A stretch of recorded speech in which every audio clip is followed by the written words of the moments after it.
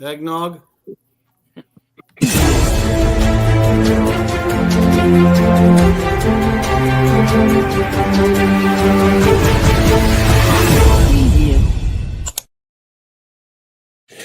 Good evening, Pittsburgh sports fans, and welcome to the Pittsburgh Sports Desk.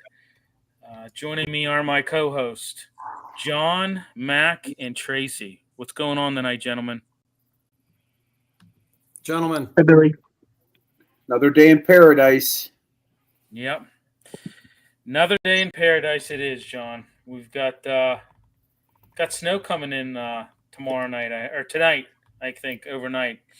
So that's always nice. So, we're going to be doing things a little bit in reverse order, folks. So we got Ray Fittipaldo coming on at 8:30 to join us to talk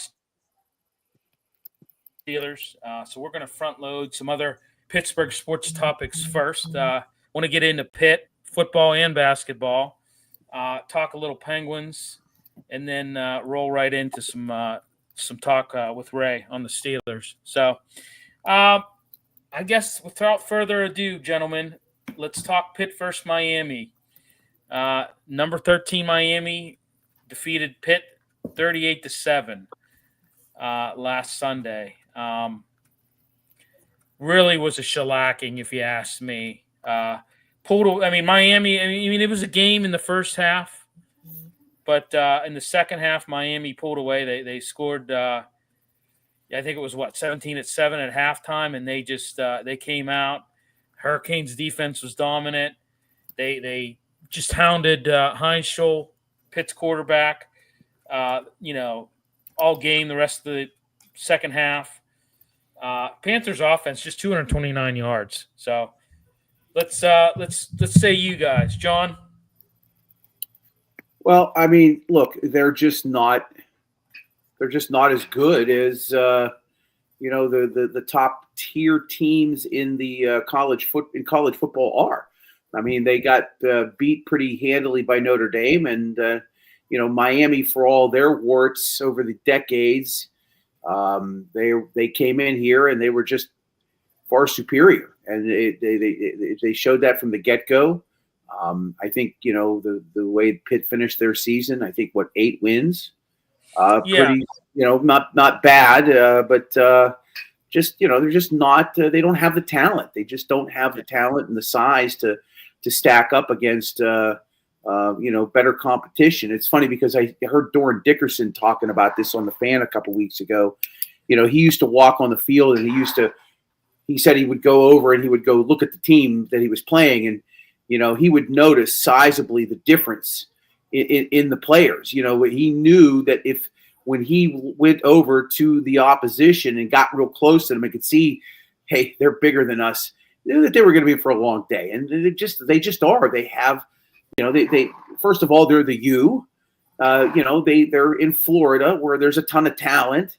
And, they have that reputation that, that certain players want to play for them. And it's a fight, as we are learning in the new era of college football. If you don't have the NIL money, right, and Pitt doesn't have the NIL money that a Miami has, they don't have the NIL money that a Clemson has, that other teams in the SEC have, a lot of teams in the Big Ten have. It's going to be hard. It's going to be hard to go out and find talent. And they just don't have as much talent that they would need to get to a 10-win season. And once we go round robin about the recap of the game, I want to get into to their record, 8-4. I want to see I just want to get into it, see if it's exceeded your guys' expectations or not. But Mac, what do you think of the game? Well, I don't know the pure definition of shellacking there, Bill, but I have a good feeling you hit it on the head. It was 38-7. Miami doubled them up in yardage. They controlled the game from the beginning all the way through the end. Carson Beck spread the ball around. He's a good one. Targeted the hell out of Malachi Toney. He caught a ton of balls. Historic day for him. Yeah, 13 catches, 126 yards, 2 touchdowns, One receiving, one passing. How about that? Yeah. Well, I think they actually had him throw 2 or 3 times, if I recall. Yeah. It was a total dominant performance by Miami. Despite, like John said, the lack over the last 10, 15 years. Miami stands tall when they're supposed to. They did speak high and dominated the football game. But I think John has a huge point. That nil money is big time now that we're in this era. They just don't have the money, and they're not going to ever compete. So John hit it on the head with the nil money. So we got John Toth, JT chiming in. Notre Dame looked like robots. Each guy big, ripped, made Pitt looked. Geez, I cannot read. Look like a high school team. Yeah, I agree. I agree, JT. They made them look like robots, like they were playing Terminators or something like that.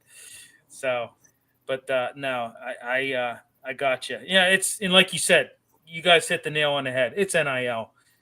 Pitt just doesn't have it. They don't have. It's not a program that produces a lot of NIL, which is, I must say, it's a little bit. You have some like notable alum, but I don't know. I guess you don't have enough of it.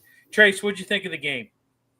Well, I was happy up through halftime. Obviously, I thought that we kind of stayed pace with them for a little longer than I thought we would to start. And I do think that the NIL money kind of showed through after halftime. They wore us down with all 3 facets. They kind of owned us and whatnot.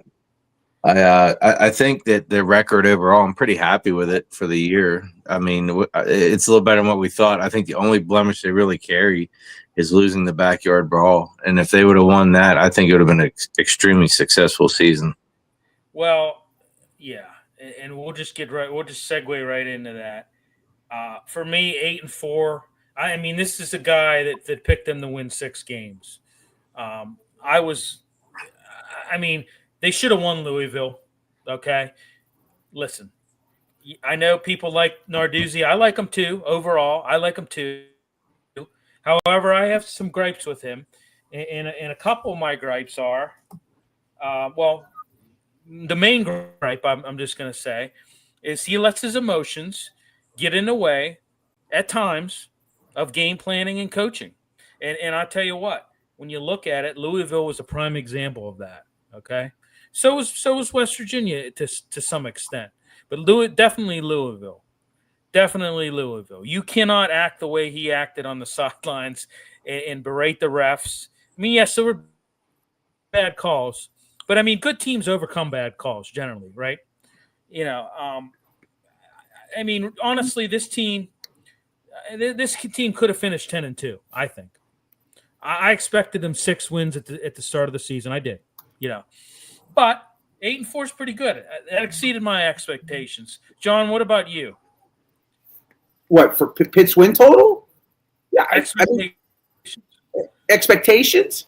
I mean, look, an 8-win season's okay. I can't expect more, right? I don't expect more.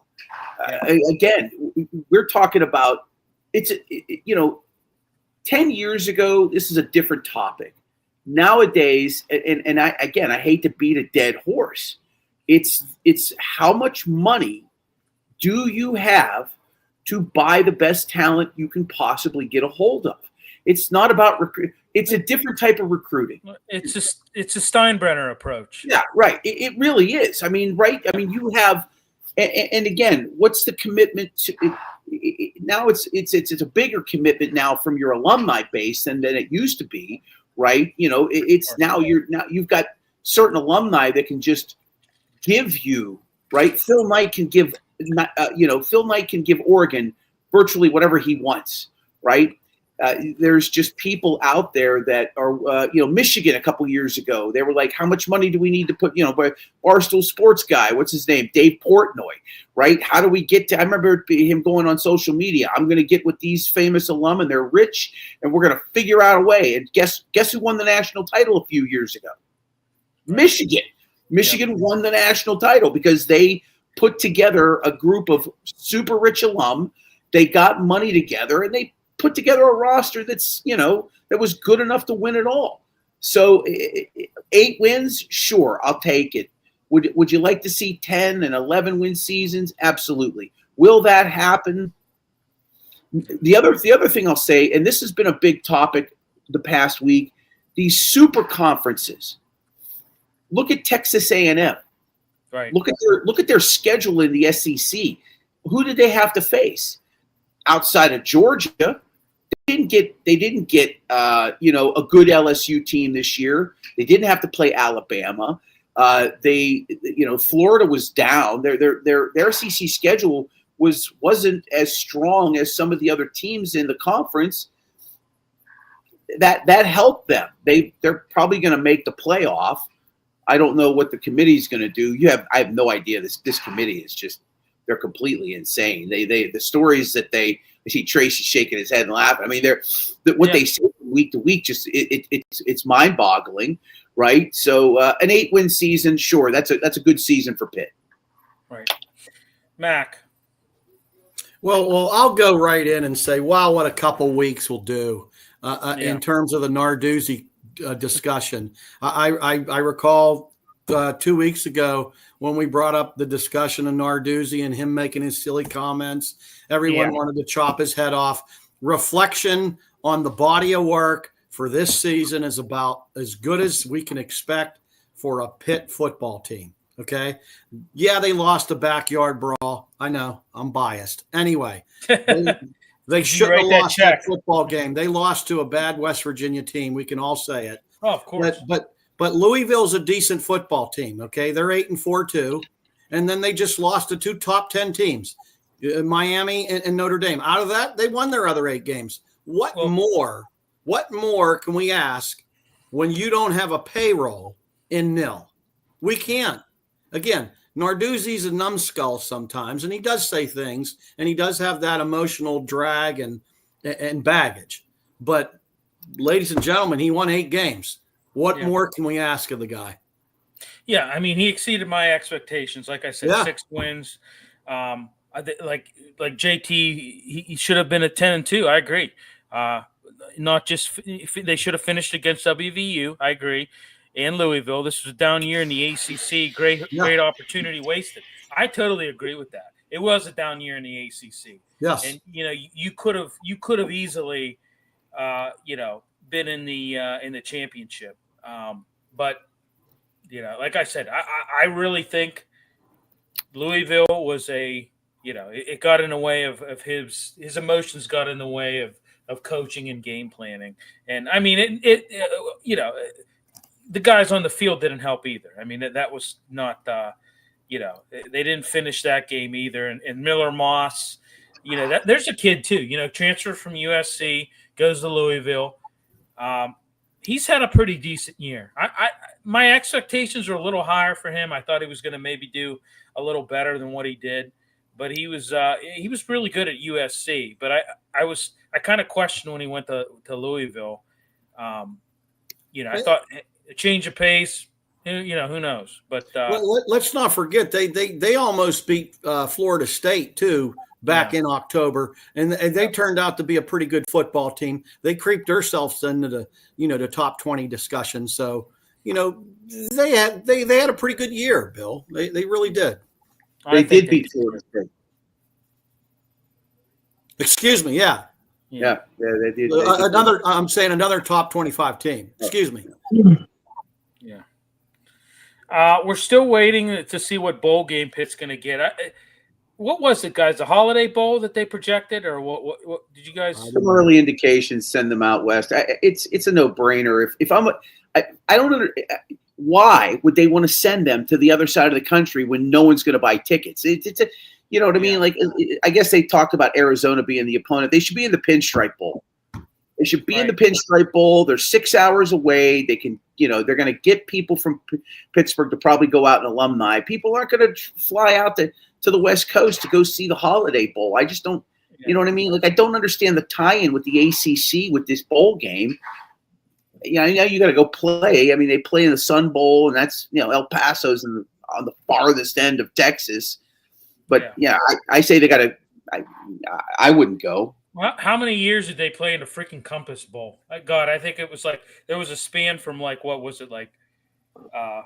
I forget. There was like a couple year span where they were in the Compass Bowl. You mean Yeah, the pinstripe or no, it was called the Compass they Bowl. were in that one a few years in a row too. They were, yeah. The one in Birmingham you're talking about? Yeah, I think it might have been Birmingham. I think one year it was in Orlando. But yeah, I mean they're saying the Holiday Bowls more than likely. They're projecting that to be January 2nd at Snapdragon Stadium in San Diego. So I don't know. I mean, I'm glad. Can we put the rest of Narduzzi, out of town discussion that we, sometimes have when we're fans? Sure. I'm all for it. Okay. Just wanted to get it on record there, boys. By the way, they played the Compass Bowl 3 straight years. That's the one that was in Birmingham, Alabama. Yeah. Is that Birmingham? Okay. Yeah, it was 3 straight years in a row. Okay. Yeah, my bad. I thought it was for some reason Orlando was coming up. So, hey, they're the Pitt's in the middle too of an early signing day. They got 21 commitments from what I heard today. So you sound pretty pleased about it. Yeah. They sound pretty pleased, or me? They do. They do. Yeah. Oh, yeah. They do. Yeah. Yeah. Oh, yeah. They do. Yeah. They are. Hopefully, some more things to come. Right? We get him some protection up front, maybe a weapon or two. That'd be great. We got JT. Great job, man. Got to run. We'll see you later, there, JT. Thanks for chiming in, there, brother. Mr. Steeler fan, I'm here. Let's get this going. Well, we're getting it going. We've been rolling, Mr. Steeler fan. Welcome to the party, pal. So, yeah, I had to throw the John McClane reference in there. It is a Christmas movie, by the way, guys. Don't let anybody tell you anything different. So, get rid of Tomlin. Does the current Rooney have a replacement in mind? I hope so. Well, we'll get to that. We got Ray Fittipaldo joining us in about 11 minutes. So I'm sure we'll go round robin and cover that for sure. All right, let's talk about on the hardwood last night, boys. Losing to Texas A&M last night. I tell you what, man, you can't keep losing these games that you should win, especially at home. 81-73. Once again, poorest defense by Pitt. Texas A&M opened up with a 10-1 run, led 35-33 at halftime. It was close at halftime, but that Pitt took its first lead in the second half, took its first lead, and then you get a 16-0 run by Texas A&M, 16-0 run. I mean, you're just not going to win like that. Just not going to win like that. Shooting was awful. I don't know. It's just. I don't know. I don't know what to say. It's going to be an up and down year for Pitt basketball. Let's say you. What do you think, Mac?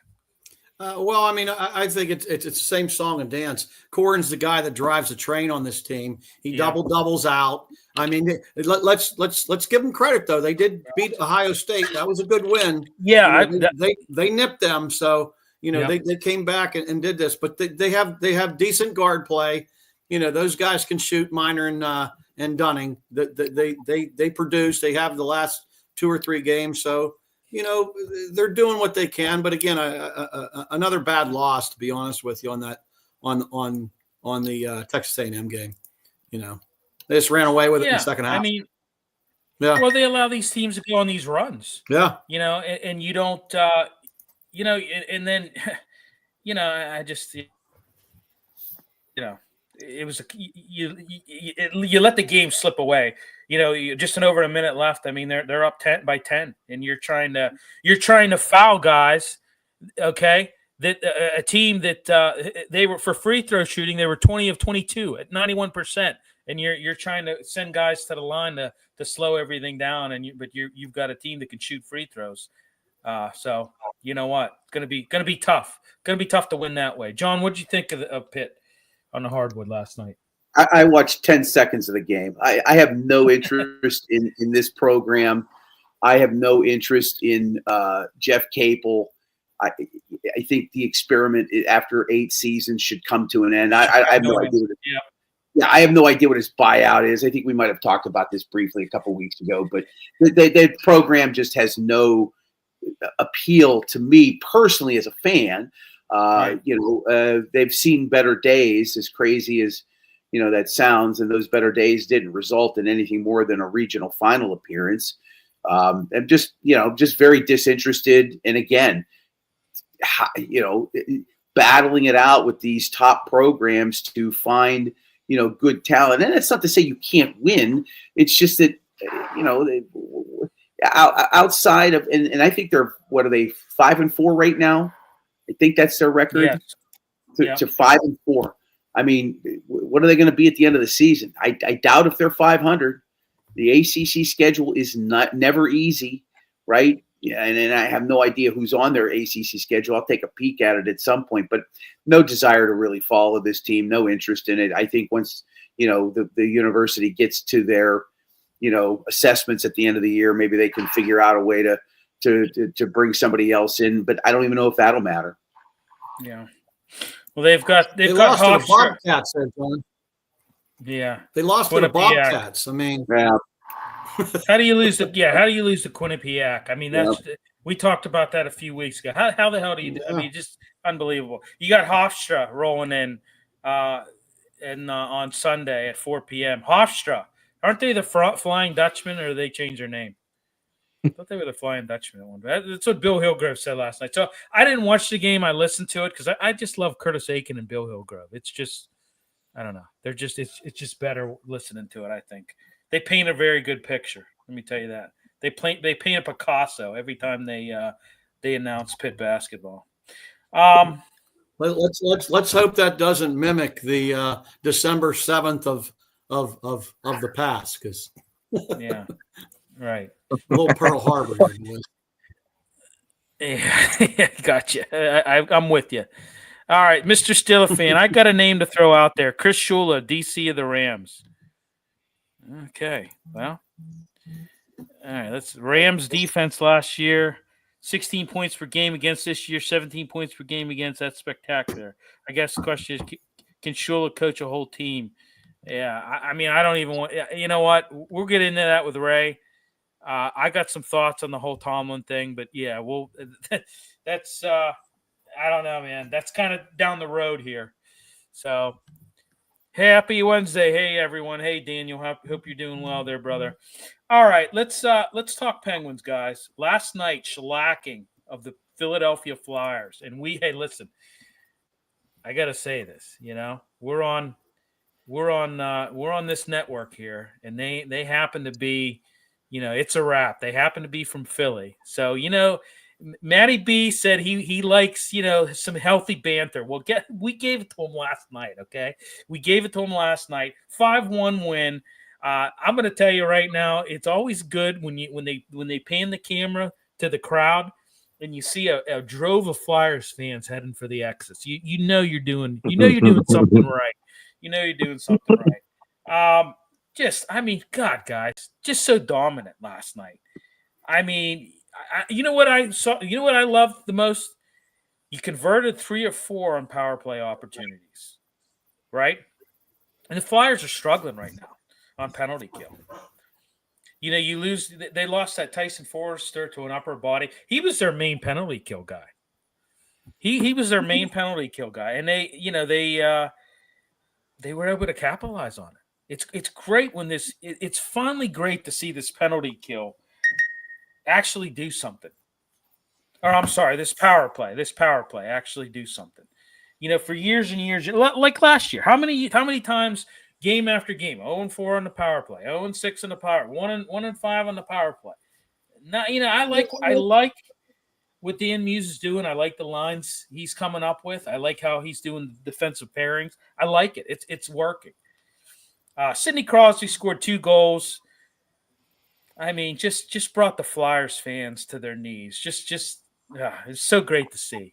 Tristan Jarry sucks chance they did not last long. No, and you know what? When you hear that, you know you're doing something right. I always said that. If I'm Crosby, I'm saying chant that all night, boys. Keep chanting. Keep chanting. I'll keep scoring. So, but all right, what do you guys think? John, I'm going to start with you. I enjoyed sending the Sidney Crosby memes in the little group chat that we have with the guys in Philadelphia. It's great. I loved it. What more can be said about Sid? He's going to take over. He's going to pass Mario here, and I think for total points. Yeah. Here real soon. If he hasn't, he's either a point away from tying him or something like that. I mean, what more can you say about him? He's just been we found somebody on a par with the greatest hockey player to ever lace him up here in Pittsburgh. Yeah. He's been fantastic. He's never been an issue. He's a great ambassador. He's a great representation of the franchise, a franchise that's won 5 cups. And if you think about it, think about how many teams have won 5 Stanley Cups. There's only a handful. Right. There's only a handful in the modern era of hockey, which the Penguins, are part of. The expansion era, if you will, not the original 6, past the original 6. I mean, Edmonton, I think, has 6 cups, and then Pittsburgh has 5, and then you've got a bunch of others that are way behind them. It's a stellar franchise, great win. Anytime you can beat the Flyers, and especially in Philadelphia, and convincingly, it's a good day. Well, and what is it? There's a countdown for how the amount of what is it? The amount of days the Flyers haven't won a cup. It's a long time ago. I mean, we're talking back-to-back cups in the mid-70s. What was it? 75, 76? Or was it 74, 75? 74, 75. Okay, 74, 75. So it's been a long time. Okay, it's been a long. Well, how old were you then, Bill? Say that again. How old were you then? I wasn't born. Exactly. That's extremely long time ago. Yeah, I wasn't even thought of at that point in time. I didn't come into existence till 1980 there, brother. How old were you then, Trace? How old were you then, Trace? Billy, I think my point is you're at grandparents' age, and it's been that long. Oh, geez, thanks. Appreciate that. No problem. Grandparents' age. Thank you. I'd like to jump back onto the Philadelphia topic here, boys. But the Criers. Go ahead. Yeah, but in reference to the game itself, I mean, I'm just going to say it's the same song, the same dance. We've got Crosby, Malkin, Carlson, Rust, and Mantha.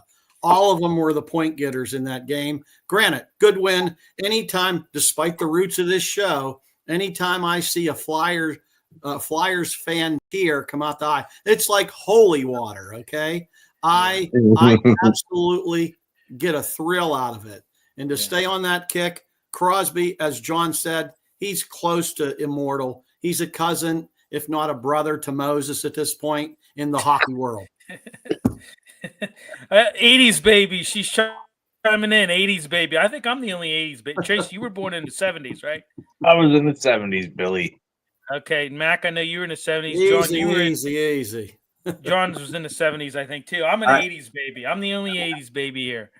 I was born in December of 1969. There you go. No, really? Jeez. Well, I'm hats off. 69. Proud of the 60s. Proud of the 60s. I turned 56 tomorrow. Oh, John, I didn't know that. You don't look a day over 55. Yeah, that's really that question. All right, we've got Ray in the backstage. Let's bring in Ray. Good evening, Ray. How are you? Good evening, guys. I'm doing well. All right. Ray Fittipaldi joins us everyone on Pittsburgh Post-Gazette. Ray, we got a lot to pick your brain with tonight there, sir. Yeah. So we'll get right to it here. I'm a little Adam Thielen. Let's start off with that, Ray. I'll start off with my questions here. I'm gonna say this. I'd rather have an Adam Thielen from a few years ago, like when him and Justin Jefferson were just torturing the league. Maybe like 5 years ago, something like that. I don't know. You you get rid of Slay, and you get rid of a healthy scratch for another healthy scratch, Ray, essentially. What do you think? Yeah, I mean, it's kind of what they've been doing here over the last couple of years. I think we could probably all agree getting Darius Slay 5 years ago would have been good. Getting Jalen Ramsey 5 years ago would have been good. Getting someone who's 35 and not playing for a bad team in the NFC that's not going to make the playoffs, I don't know how that's going to move your needle. Now, listen, maybe there were circumstances in Minnesota that are different from where they are now. I mean, I will point out that they have Justin Jefferson and Jordan Addison, and it's tough to crack, those two, and maybe that's part of the reason why he wasn't playing. I mean, let's just look at the facts. The talent here in Pittsburgh at receiver isn't nearly up to snuff when it comes to that. So maybe there's a way for Thielen to get into the rotation and produce more than he did in Minnesota. But the larger point, guys, is eventually, and I know we're getting ahead of ourselves here, but eventually the Steelers have to get back to being a drafting and developing team. They cannot go down this road of older free agents who are past their prime.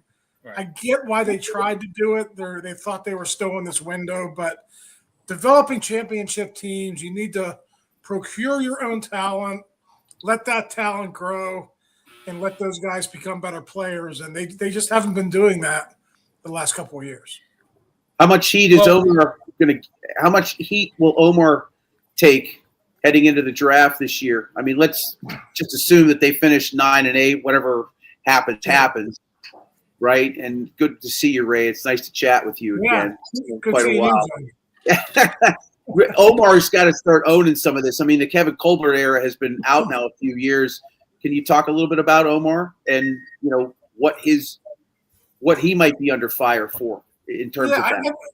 I think at some point, John, Omar, I think he has to strike out on his own. So in other words, I think if you look at some of the acquisitions here the last couple of years, I think he's I don't want to say placating the coaching staff, but he's trying his best to fulfill the demands of the coaching staff. So look at how many guys he's gone out and acquired who were Arthur Smith guys, whether they're from Atlanta or Tennessee.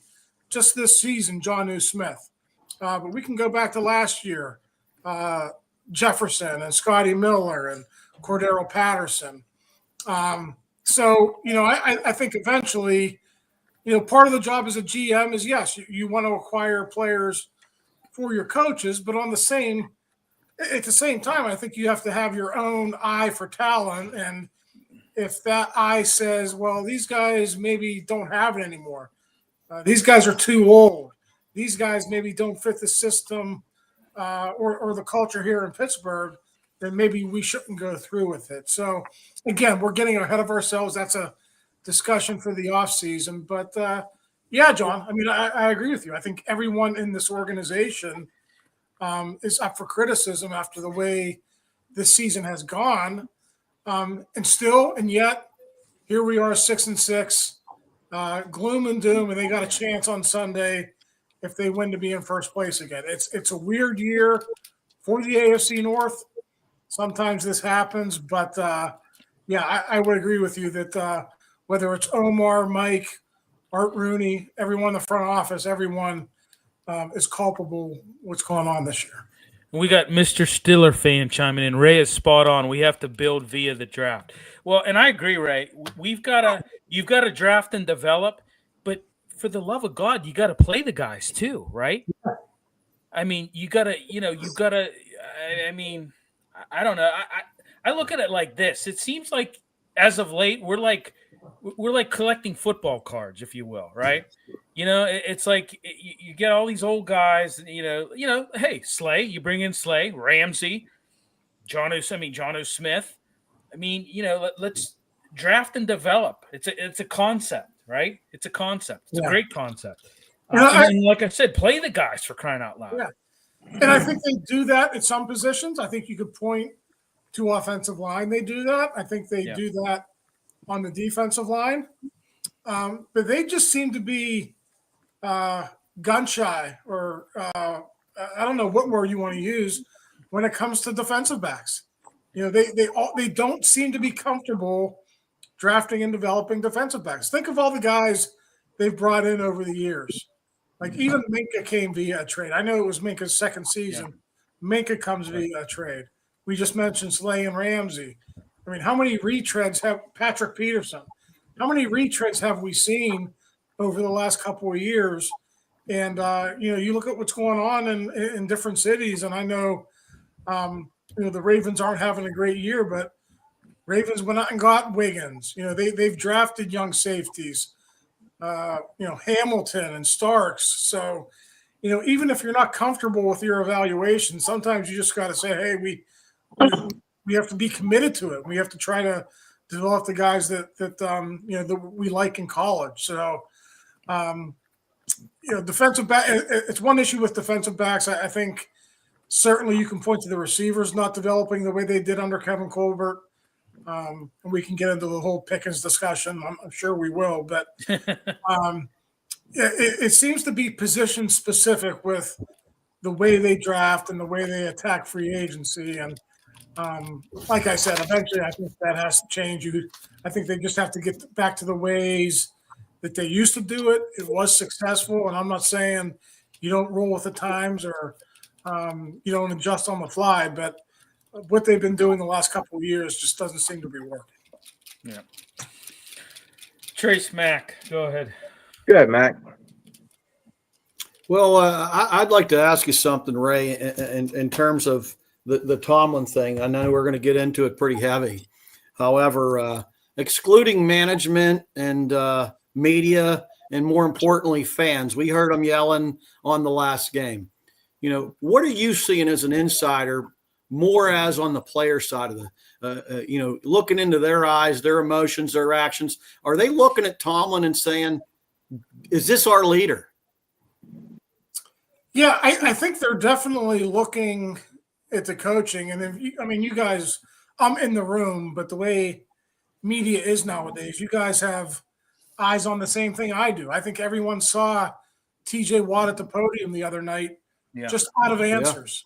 Yeah. The last 2 weeks in Chicago, I asked him a question and he was like, we don't have the answers. And it's very telling to me that that's where they are right now. And it's not just TJ, but it's other guys who just aren't able to figure out why things are going bad right now. And I think eventually that points back to the coaching. Now, everyone in that locker room is still going to tell you they believe in Mike Tomlin. Aaron Rodgers said it again today. That's why he came here. That's why a lot of the free agents come here. They want to play for him because they've heard the stories from around the league. It just seems like this year and the last couple of years, and you look at what the Ravens did last year to them, 220 yards in the regular season, 299 on the ground in the playoff game. The 299-yard game sparked all the offseason changes. Okay, they make all these changes, and here we are talking again about a run defense that couldn't stop a nosebleed against the Bills. So, yeah, I do think the players are looking for answers. They're looking to Tomlin, and for whatever reason, this year, Tomlin, Terrell Austin, a bunch of new defensive coaches on that staff, they just haven't had the answers to turn this around. Now, maybe one or two games you can point to the Bears game. Yeah, they stopped the Bears running game. They stopped Jonathan Taylor. That's true. They do rise up and do it every once in a while, but it's not consistent. It's not like it was back in the day, 2008, 2010, under Dick LeBeau, where, if you gave up 100 yards rushing in a game, the guys came into the locker room on Tuesday pissed off that they did that. Right now, giving up 100 yards rushing in a game, I think, they would throw a party, in the Steelers offices if they did that, given what's going on here, for the last 12, 13 weeks. And I got to say one thing. I don't know whether you guys have noticed it, but it looks like this season has kicked Mike Tomlin's ass. He looks like he aged about 5 years since the start of the season. I don't know. I mean, maybe is anybody else seeing that, or it just? Well, we talked a bit in our post game a few weeks ago, Ray, and you had to be there because it was the Indy game. You're at every game. I don't even know what I'm saying. We actually grabbed his post game presser and had it on our post game show. And I'm going to tell you right now, he looked like a man that was relieved he had won that football game, Ray. Nonverbal for me is really big. Like, I'm looking at his face. I hadn't seen that in Mike maybe ever. And, there was a lot of pressure going into that game. And they're all pressure packed, but his post game presser I thought was telling. Because, I could just see just the expression and just the relief, if you will, that they had won that game. And they were convincingly in that game. But it's just an observation I have seen. Yeah, I just wonder how much Mike regrets some of the preseason comments that he made about the defense, just because he looks very foolish now looking back. I mean, their entire offseason was geared around acquiring Jalen Ramsey and Darius Slay, having those guys man up on the outside, play press coverage, and lock down and play a different defense than what they have the last couple of years. And that whole thing was dead within a month. The first Cincinnati game was what? Week 5? That's right. Yeah. That was out the window. Yeah. After what happened with T. Higgins and Jamar Chase, their entire offseason plan was blown up. So I think in that sense, I mean, I agree with you guys. Mike, he looks like he's been through the ringer. And I just wonder how much of that was brought on himself. And, you don't make those types of comments that he made without believing them. Like, I truly believe Mike thought like he had the answers. He thought he was going to come in and this defense was going to be great. And when that doesn't happen, like, it's impossible. How do you not question yourself? How do you not question what the team did, what you did, and how did it all blow up in your face? So that's very true. And I think it, to John's point, sometimes pictures are worth more than words. And, I think we could all see, what this year has done to Mike in terms of, just the way he's wearing it this season. Trace, go ahead. Ray, staying with that defense, we used to be known for stopping the run, especially when you mentioned Dick LeBeau. Like, we were first in every category and whatnot. I can't remember being this embarrassed to even think about our defense or whatnot. But I think there's one position that seems to stand out to me, and we did not mention it yet. And I think it's that middle linebacker. And I think that Patrick Queen has underperformed at that position in various aspects of it. First of all, he said he was going to start covering that tight end, and the tight end has done nothing but tear us up. The run is just completely all over the field. Like, there's nothing stopping. They run the same play over and over again. What do we have to do to answer even just the middle of the field just to begin as a nucleus to build out with? Because Harmon's there now, and I like him, but nothing else seems to be going right here.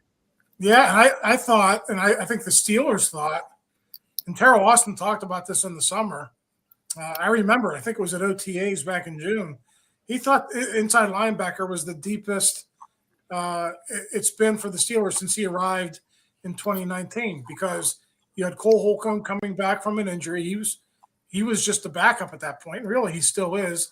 They go out and acquire Malik Harrison, and you have Patrick Queen and Peyton Wilson. And everyone thought Peyton Wilson was going to have a dynamite second season. I think he is. But there were issues, and issues remain with his ability in run defense, and it's nothing he can do about it. He's this tall, lanky guy who just, he's never going to be able to take on blocks, right? He's going to always have to be the guy to run underneath and to read plays. I think Peyton's done really well in the second half of the season doing that, but I do think everyone thought inside linebacker would be better this season. I think the issue against the Bills, quite honestly, it was the cornerbacks. They were bouncing everything outside.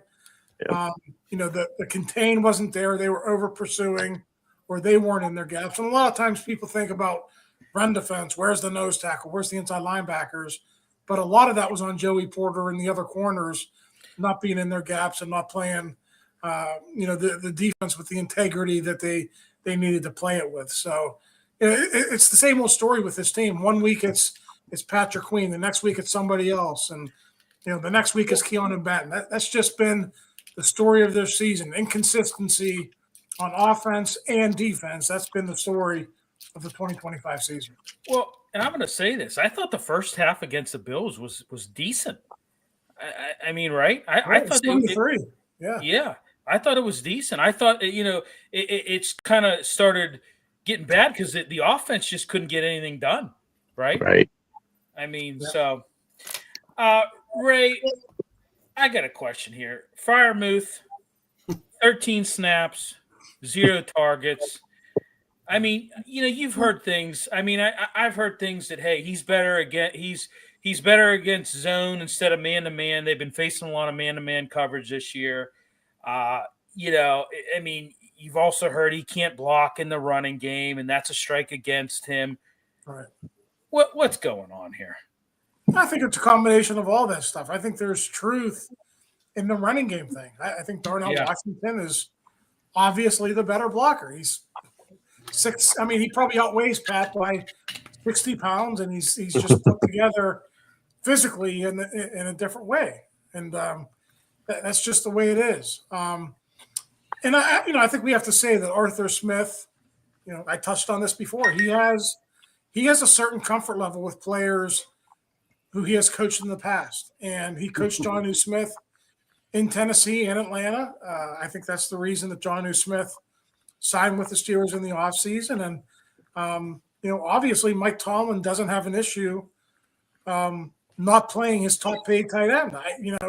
If Mike Tomlin really had an issue with it, I mean, we're in week 13, guys. He would have stepped up and said something by now. So right. It's Arthur, it's Mike, it's everyone. And, I just wonder how this sits with the front office. Pat Freiermuth is on a 4-year, $48 million contract, and he's playing 13 snaps a game. His numbers are way, way down. And this is a guy that we know is capable of producing in the NFL. He produced as a rookie with Ben Roethlisberger. He produced last year. I know it's been up and down with him with the quarterbacks after Ben left.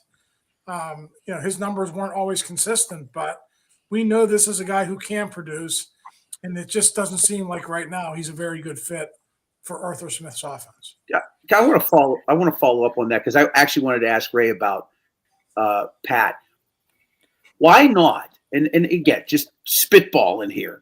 Why can't they use Jonnu in some sort of more wide receiver role, either a 2 or just splitting him out and getting Pat more involved in that capacity? Does that make any sense to you? I'm just at this point at 6-6, and again, you're paying him top 10 tight end money. He can produce for you. Is that something that's feasible? Maybe. Yeah, I think Arthur is very tied to his personnel packages. It's not uncommon. I don't know if you guys pick up on this on television, but from where we are in the press box, it is not uncommon for 4 guys to run off and 4 guys to run off on every single play. That's the way he does things. And it's almost like he has too many toys to play with. So, how do you feed all these mouths? I mean, that's, other than DK Metcalf, and I think they've tried with DK. That's a different conversation. That whole offseason acquisition hasn't worked either.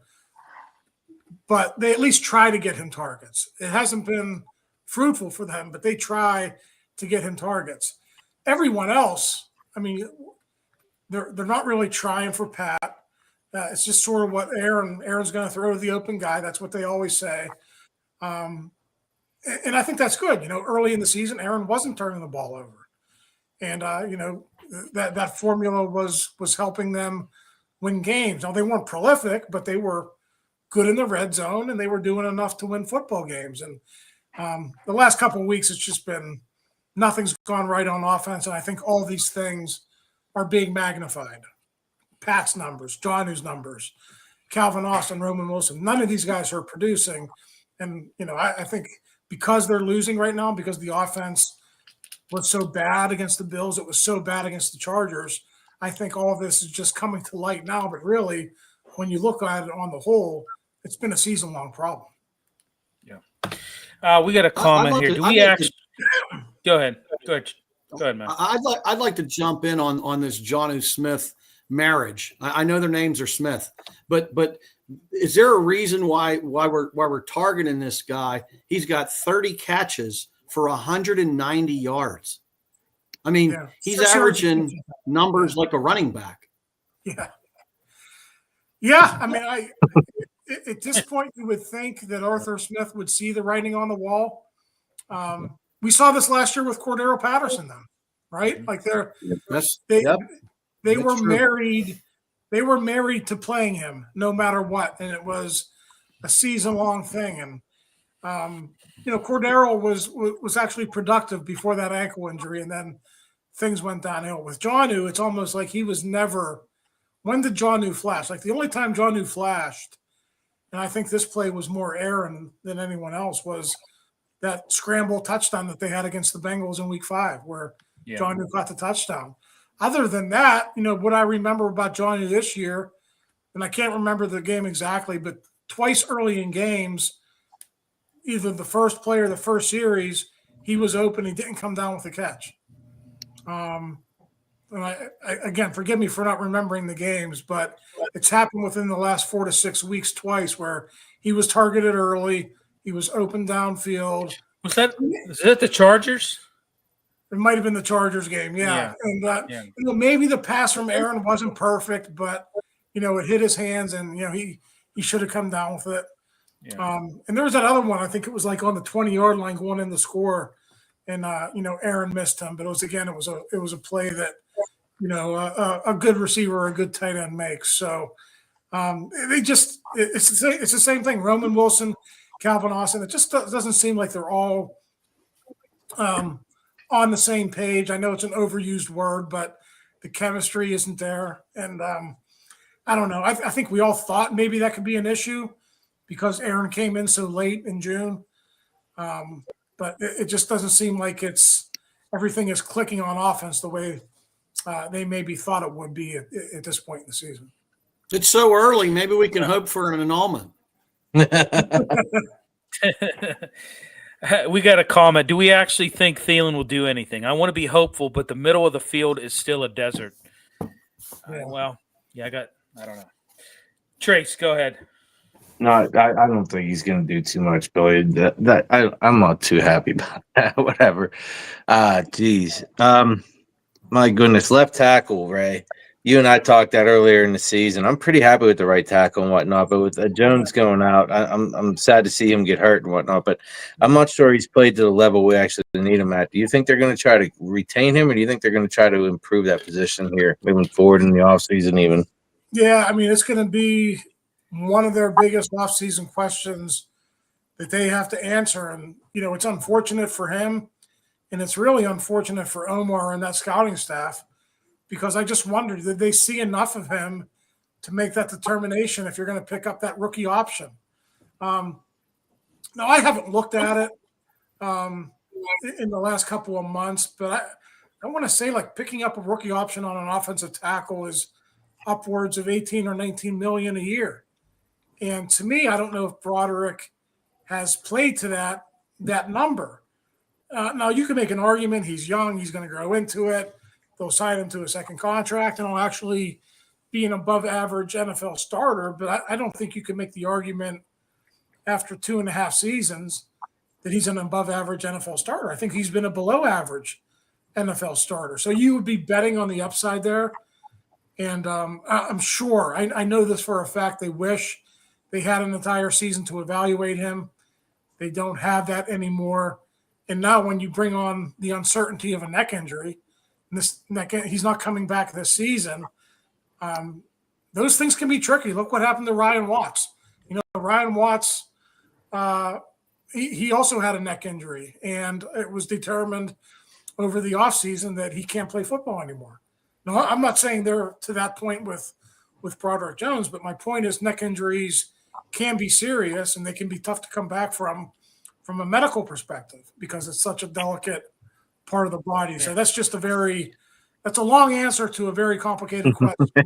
I'm sorry. Ask Mike. Go ahead, Rams. No, it's going to be a bear for that front office to work through that this offseason, I think. Hey, real quickly, T.J. Watt was not at practice today. Anything on that, Ray? Did not participate? If you guys remember, I think it was on the telecast, he came hopping off the field late in the game. He got stepped on. So I don't think it's anything major, but probably a bruise or something along those lines. So if he had a broken bone in his foot, he wouldn't be playing. So it's probably a bruise or just some discomfort there. But I think he'll be good to go for Sunday. All right, Ray, I've got a question. So 2/5 of the top 5 DBs to start the season did not make it through the season. Obviously, Slay's no longer with us. Thornhill as well. I mean, is this just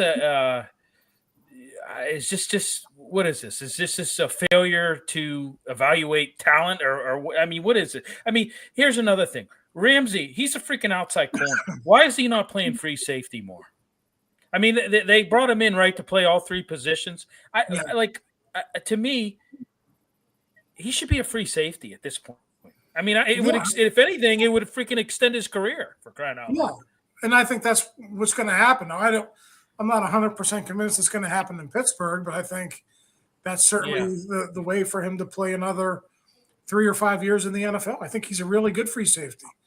Unfortunately for the Steelers, they eyeballed him as still being a good outside corner, and that wasn't what transpired for this defense here this season. But in one way, hey, let's credit Tomlin and Austin and Ramsey for recognizing that, because I think the safety position has been solidified here in the second half of the season. They got tons of other issues, but I don't know about you guys. I don't really have an issue with the way Jalen Ramsey or Kyle Duggar has played here since they made that move about a month or so ago.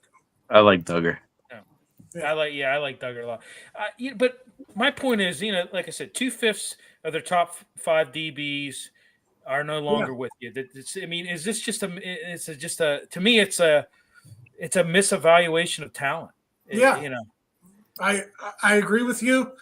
The offseason moves that they made failed, and I think you can blame Omar Khan and Andy Weidel. I think you could also blame Mike Tomlin, because I think Mike Tomlin has a big hand in the entire offseason, not only the scouting the draft process that we all know about because he's at every pro day, he's at the combine, he's front and center and all that, but he's also front and center in the free agent evaluation and who they try to sign there as well. So I think your point about collecting football cards is actually a really good analogy of what's going on here, because Mike always says, well, when they sign these guys and inevitably we ask them about their ages, and he'll say read their resume, and so it's like read the back of their football card. Right. They were great from 2016 to 2021 or 2022, but what are they now in 2025? I think. And that's what I said about the whole Thielen thing. Hey, love the guy. Loved him 5 years ago. Loved him more 5 years ago. How about that? I mean, now not so much. I mean, it's just kind of, I heard Aaron Rodgers talk him up today. They were interviewing Aaron Rodgers, and he said, about the whole NFC North. I know, this is, and I think they play in some golf outing every year at Tahoe or something like that. Yeah. So, but I just, I don't know. This is just, I don't know. Guys, anybody else have anything? Well, I would like to say, in reference to the toy thing, you mentioned that earlier, Ray.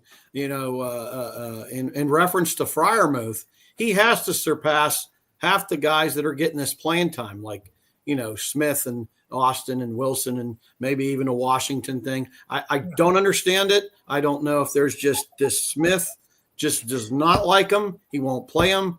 The guy's obviously younger than most of these guys and can produce far more than any of them. I just don't understand it. Yeah. Well, listen, the Jonnu Smith thing, I think they can get out of that contract. I know he's signed in 2026. I think they can get out of that without too much financial pain. So maybe the front office can sort of force that upon Smith. And, if Smith is still here next year and Freiermuth is still here next year, I'm not convinced either of those things are 100% at this point. But the front office certainly can step in and really eliminate Jonnu Smith from the equation. Then you're back to, the whole conversation with Darnell Washington and Pat Freiermuth. And yeah, Darnell Washington is going to get his share of the snaps, but obviously Pat Freiermuth would then eat up the snaps where Jonnu Smith was playing. So that's one way that could be fixed. But again, that's a conversation for January, February, March, April here as the offseason gets underway. Team full of used to be's, who's what we got a comment there. Yeah, and, Jonnu Smith had 88 catches in Miami, Ray. I mean, I said this before. The days of the straight line tight end are done. I mean, you can make tight ends number twos in some offenses. With Tua throwing to him, I might add. With Tua throwing to him. With Tua, exactly. With Tua throwing to him. Exactly. 88 catches with Tua throwing to him. I just thought, man, this guy could be a legit number two, it's just, I don't know. They just, it just makes you wonder, like, why even sign the guy, Yeah. Is he something maybe he's something you thought he was and he wasn't, or I don't know, Paul Zeiss and I were talking about this a few weeks ago, and he made a good point. He said, when you have Washington out there, he can catch, he can block. You don't know what you're gonna, what's coming. When you have Jonnu Smith and Freiermuth lined up there, you pretty much know it's going to be a pass. And I thought that was a good point that Paul made on that. Ray, I've got one final question, and this is kind of just, we kind of touched on it, but I want to take it a little. I want to take it higher. I want to go up a level here. Is Mike Tomlin? I mean, you're in those, those press conferences. You're in the locker room. I mean, you've covered the team a long time. Do you think this is the first time maybe that he's feeling, I don't know, a little bit of heat? I mean, because you're hearing. I mean, obviously, this whole thing with the Mike Tomlin chant. I mean, this is a big thing. I mean, a lot of people are talking about it. This has been brought up to him now. What? Because he's been twice now. So I think somebody brought it up to him again on Tuesday. I think it was what's the Cipriani or one of the, I forget, that brought it up. But is he feeling the heat? I mean, yeah. Listen, I think Sunday afternoon, evening was definitely like a tipping point for fans because we never saw what happened on Sunday. Like we've never seen Renegade booed. Yeah. We never heard the Fire Tomlin chants the way that we did against the Bills. Yeah. The question is it a tipping point for ownership? And we don't have the answers to that question right now. So, I can't tell you that we all know the Rooneys are very committed to the way they've structured the head coaching position. Stability is of the utmost importance. But if you look at the things around this whole thing, right? Like I was talking to one of my colleagues about this the other day. Art Rooney cannot like the fact that the Bills bought up 20 or 30,000 tickets. Yeah. The Green Bay Packers probably bought up 40,000 tickets. I mean, it was like half, like the Packers had like half that stadium. Oh, they're trying to go Pack, go. Yeah. Again, this is stuff that we've never seen before in Pittsburgh. Now, maybe we saw it back in the 80s. I mean, in the 80s, heck, I was a teenager. So maybe I don't have the memory for that. But it just seems like there's a lot of firsts, opposing fans buying up tickets, fire Tomlin, all this stuff. I think it's new for the ownership. And I think, honestly, we have to wait and see how he reacts to it after the season ends. Well, and I want to just say this, and John can attest to this. We just get bombarded with messages, fire Tomlin, fire Tomlin. And I just, folks, they're not going to fire Tomlin. Okay. They're not. I mean, I think maybe it could be a scenario where in the off season, they sit down and they come to a mutual agreement to part ways, but they're not going to fire him. They're not going to fire him and eat that money. It's just not going to happen. Right. So. Yeah, it's like $34 million. So correct. Yeah, they're not going to do that. I mean, like I said, it'll be some kind of mutual agreement, to part ways, and I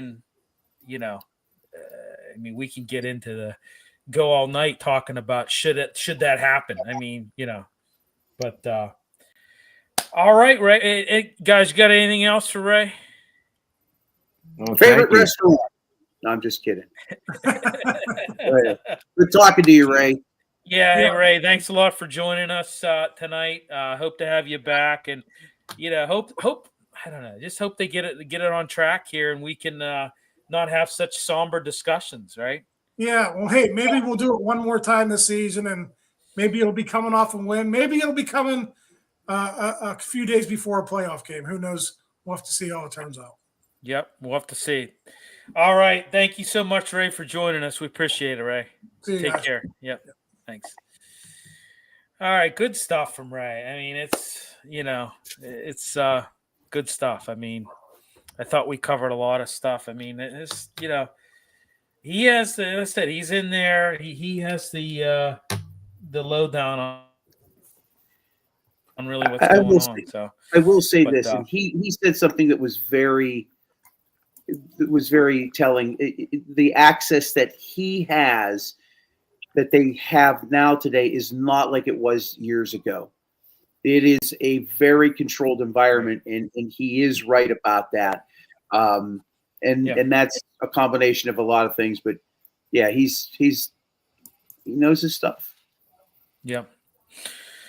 Tomorrow, the Riverhounds are doing their parade. I think it's going to be at 12, correct? It's going to be, is it going down Grant Street, am I right on that? Or I think they picked a small alley somewhere over in Blawnox. Okay. It's going to be on Grant Street. Yeah. Okay. Small alley in Blawnox. Yeah. Are you going, John, or no? My schedule's open right now. I don't know if I will attend. I have not been asked to cover it by the newspaper, so I'm probably no, but we'll see. I might make my way down there. We'll see. Our media, we didn't get asked to cover it either, so I don't. And it's supposed to snow, and it's going to be in the 20s, and I don't know. Driving down there to freeze my ass off just kind of isn't real sexy to me at this point. So, all right, guys. Anything else? That's it for me. Anything else we want to talk about? We got predictions. Oh, we got predictions. Oh shit! We should have done that. Yeah. Okay. We do have predictions. We didn't even really talk. We didn't even really get into the Ravens. Oh God. We could probably go another 45 minutes if we did that. You know what? I think this could be a bounce back game. This team is just so unpredictable. I think they could win this freaking game. I really do. I don't know that I would, if I was betting man, John, I don't know that I would pick it. But I could see this team bouncing back and actually going down there and winning this game. So, I mean, the 5.5 is an interesting number for sure. I think it shows Vegas's take on this current Steelers team. I think it really just relies. This is going to come down to, can they stop the running attack, right? Can they stop Baltimore? I think Baltimore's game plan is simple: just give the ball to Derrick Henry as humanly possible, and see if they can stop him. And if they can't, what's to say that they're going to lose by 3 touchdowns on Sunday, right? That's really what it comes down to. Can we stop them running the football? Yeah. Well, in recent years, Henry has had an issue fumbling, and we forced some fumbles this year. I'm not saying that that's going to happen Sunday, but you know, I mean, I don't know. Yeah, I think if Henry gets cooking, I mean, good night, Irene. I think it's going to be a long day at the office. Well, I'd say this on Derrick Henry. He's having. I've never seen such a solid season put together. That's absolutely not getting the credit it deserves. The guy has over 900 yards. He's averaging 5 yards a carry. Yeah. I mean, I know the Ravens aren't a good football team right now, and we could say that convincingly, but he's having a very solid year, and no one's talking about it. He's coming into us when we're not exactly stopping anybody on the run. Well, maybe after this weekend we'll talk about it, Mac. Hey, Mac, we couldn't stop Chase Brown. That was in a Cincinnati running attack that was averaging 57 yards. Right, the Bills ran the same play. The Bills ran the same damn play. But I mean, what are you going to do? You know, they didn't even hide it. They came up with the same snap count and ran the same damn play. Right. No, I'm with you. We do got to hope Lamar Jackson was out of practice today, just for the record. He's still limping around with that ankle. Yeah. They might have to run 2 plays.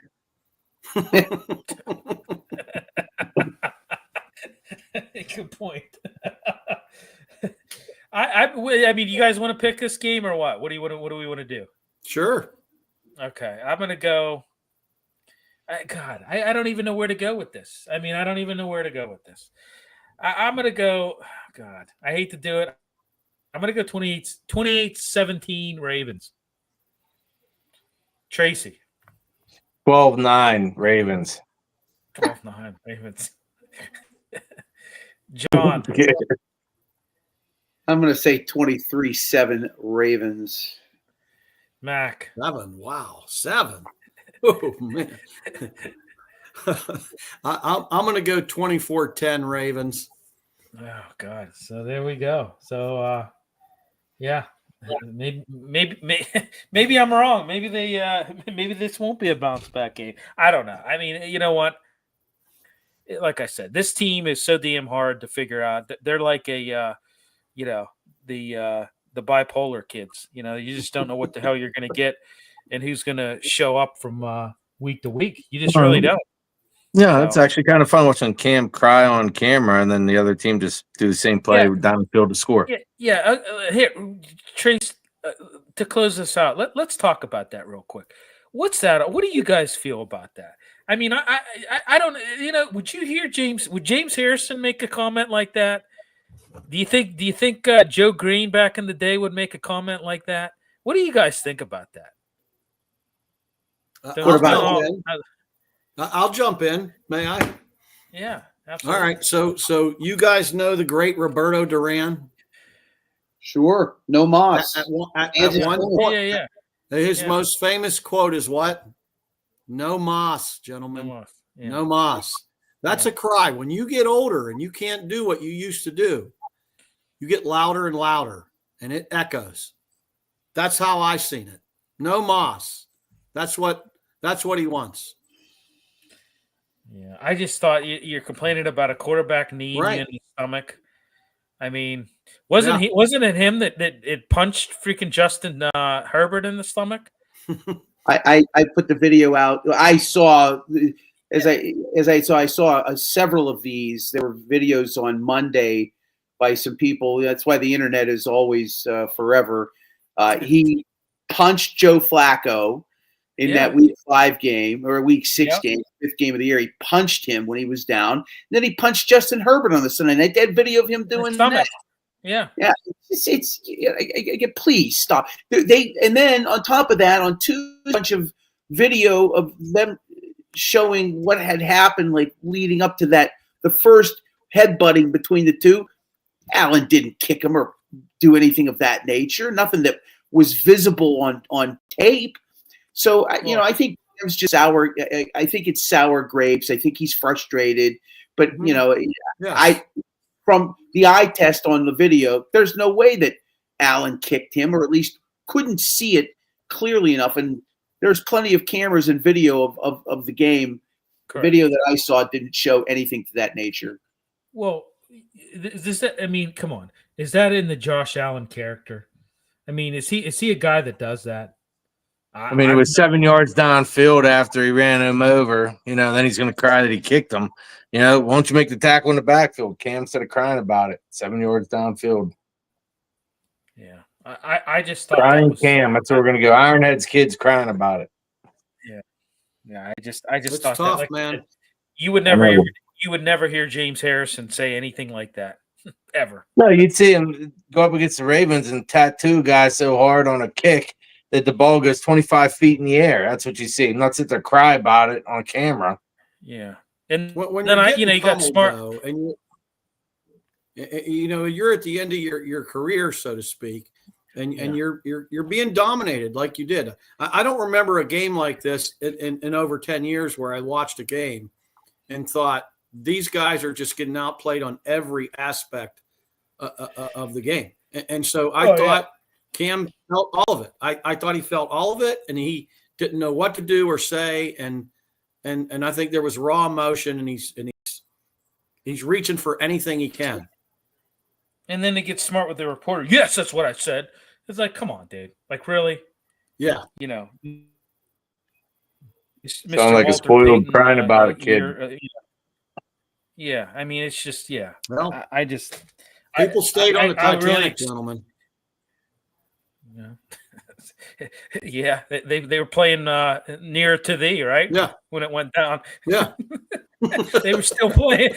They were still playing. The damn band was still playing. Right. With the freaking, yeah, that's right. Yeah, you're right about that. So, well, I mean, this ain't as graceful. But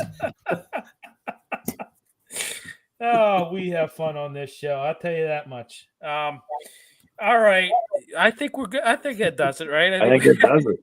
Okay. All right. Yeah. No, I just wanted to bring that up. I thought that was just. I expected more from Cam on that one. Ill form. It's ill form. Yeah, and I mean that just kind of puts stamp on the way this season has gone. So. All righty, everybody. We'll be back. John, you want to plug our show for Sunday? Yeah, 4 hours of pregame starting at 9 a.m. North Park Lounge, Richland, Hilltop Event Center. Still working on guests, but Ed Bouchette, longtime Steelers beat writer for the Post-Gazette, going to be joining us in the 11 o'clock hour. Should be a good one. Awesome. And tomorrow night, 8 p.m., John Restino and myself will have Gridiron Weekly. We'll be getting into NCAA. Got a lot to cover with that. Want to talk about this Lane Kiffin thing too, as well. And plus, I run a rant about something too. By the way, this this whole headbutting, the Michigan player headbutting the ref, and nothing done about it. I'm gonna get into that. You're gonna want to tune in tomorrow night on that because I got some choice words and things that I want to really air out on that because I think it's ridiculous. And then we'll get into NFL. Go around like we always do, and then do the pick'ems. So, all right, everybody. Hey, thanks for tuning in, and we will talk to you next week.